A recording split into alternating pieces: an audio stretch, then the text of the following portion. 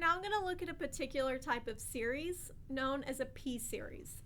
So in order to do this, let's start by trying to figure out exactly when these converge. And this is a p-series.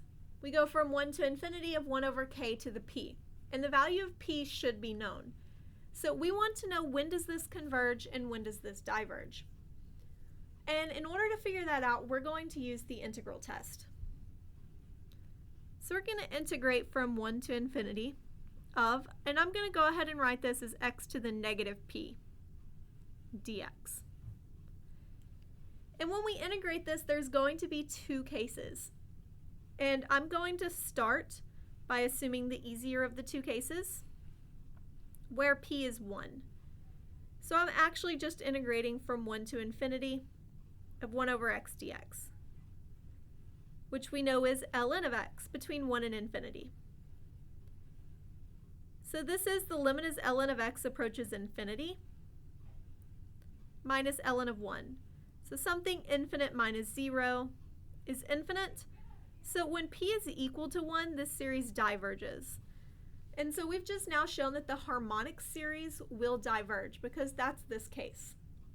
Now let's consider the other case. What if our exponent is not 1? Well, now I can use my power rule. So we add 1 to the exponent and divide by that number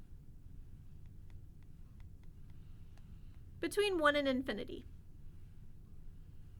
So I'm actually going to write this as a limit. The limit as x goes to infinity of 1 over 1 minus p times x to the 1 minus p, and then minus, and now we're going to stick in 1 for x. 1 minus p times 1 to the 1 minus p.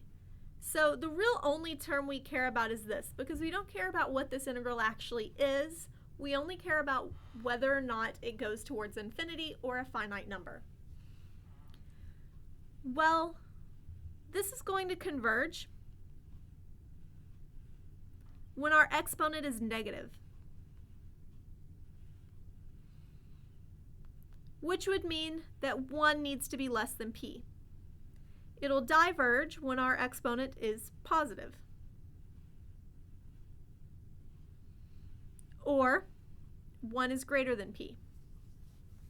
So essentially what we've shown is that my series 1 over k to the p, if p is less than or equal to 1, this thing will diverge.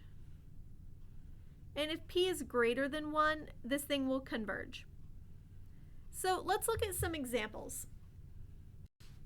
My first example, I have the sum from 1 to infinity of 1 over the 5th root of k cubed.